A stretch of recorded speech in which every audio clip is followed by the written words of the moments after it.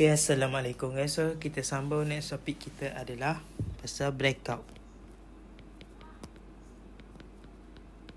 Okay, apa itu breakout?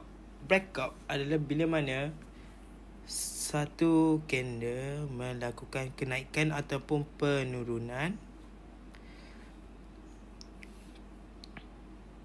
So macam ni tau. Macam ni. Right. So bila mana candle melakukan, ni adalah, sini kita katakan dia adalah strong SNR lah, yang before. Okay, ni saya tanda strong SNR. Jadi bila mana price membuat kenaikan, lalu price di area sebelum ni, price telah pun menutup candle, ataupun kita panggil dia sebagai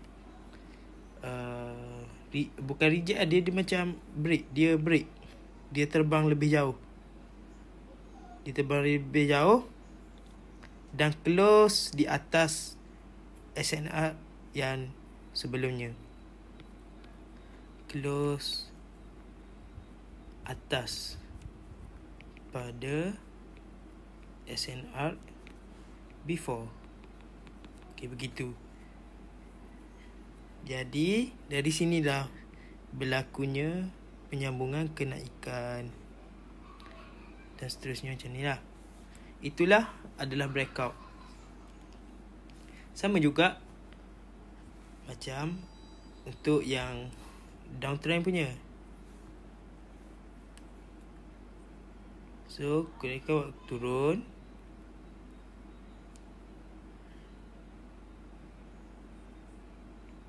macam ni. Right, sebelum ni ada candle. Right, ni saya contoh candle lah. Jadi di sini, sekejap saya colourkan untuk candle lah, senang sikit. Okay, ni candle bullish. Okay, ni untuk candle bullish, ni untuk candle bearish. Okay. Right, price pun break bawah dan retest dan junam balik. Sama sahaja konsepnya. So kita buka pada MT4. Kita cuba cari mana yang price yang break. Saya bagi contoh sajalah. Okey, contohnya macam ni. So price membuat kenaikan. Sabar jap. Okay, price membuat kenaikan. Sini kalau kita tengok, kita buka line chart, sini ada strong SNR. Right, sini adalah strong SNR. Ini yang saya masukkan.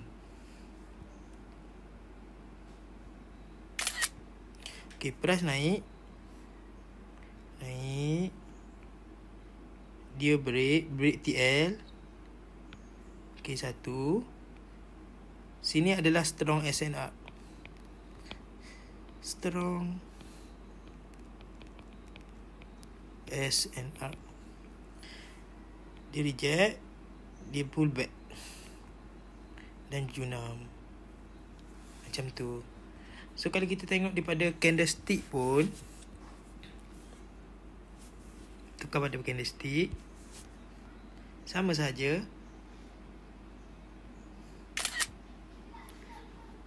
Candle break di sini, break ataupun close di bawah SNR lama.